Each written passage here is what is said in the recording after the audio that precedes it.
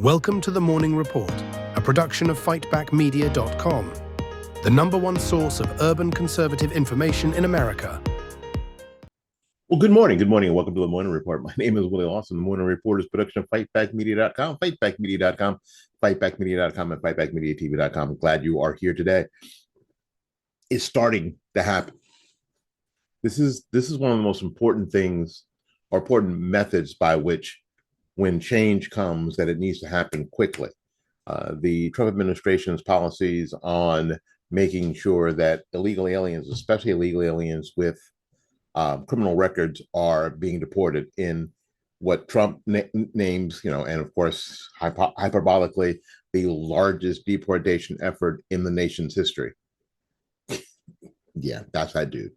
But starting to happen. It's starting to happen in places like Chicago. It's starting to happen in places like Boston. We have a clip. We're gonna show you a little bit of it happening in Boston, where some illegal aliens with criminal records got arrested and are being sent back. The dude from Haiti does not want to go back. If you were from Haiti, would you want to go back to Haiti? He's a gang member, and of course, there's an MS-13 member who was hanging out with his, with his friend, and his friend, he got caught up too, because he wasn't supposed to be here. He got caught up too. They don't know if he had a criminal record or not, but they call it collateral. ICE calls it collateral. I call it double prizes. So this is starting to happen. There was a news conference here in Florida with our friend Grady Judd, America's sheriff, basically telling, he had a joint meeting with the governor, and the governor's idea is that Florida will be a model by which municipalities cooperate with ICE to get people out who aren't supposed to be here. Now, what I don't get is this. What I don't get is that there are people in Congress who swore an oath to uphold and protect the Constitution of the United States, who are against this effort. This is something that we're really going to have to talk about. How could you, because people were all that Trump didn't put his hand on the Bible. Well, he didn't get to put his hand on the Bible. This is a complete aside, because John Roberts started the process before Melania could get up, who was holding the Bible, right? Did you see that? Did you see the whole thing? Yeah, I watched the whole thing. Such a geek. But anyway, these other people who took this oath of office that they would uphold the Constitution of the United States and all the accoutrement law that's attached. Part of it being that people who break into the country illegally should be deported because it's a crime. It's a crime. Now, how then later do you say, yeah, but no. So what's happening now isn't something that's weird or out of the ordinary. What's happening now is something that should have happened before. And you'll see in the beginning of this clip that we're going to play that the Haitian dude says he's not going back to Haiti. And he thanks Joe Biden, and he curses Donald Trump, and he thanks Obama. Apparently he's been here a bit. Time to go. Well, it's time to go. Time to go. It's time for the law that you broke. It's time for you to pay for that breaking of the law. I get it. You don't want to go back to Haiti. I get it. But you know what? That's where you're going back to. And we also learned that, because somebody asked, there was a news person who asked the question, how long does this take? It's one of those things where somebody gets a death penalty and it takes 35 years for them to go. Or are they going to spend, months and months and years in jail as we pay for their health care and their food and housing for the next 10, 20 years before they're deported?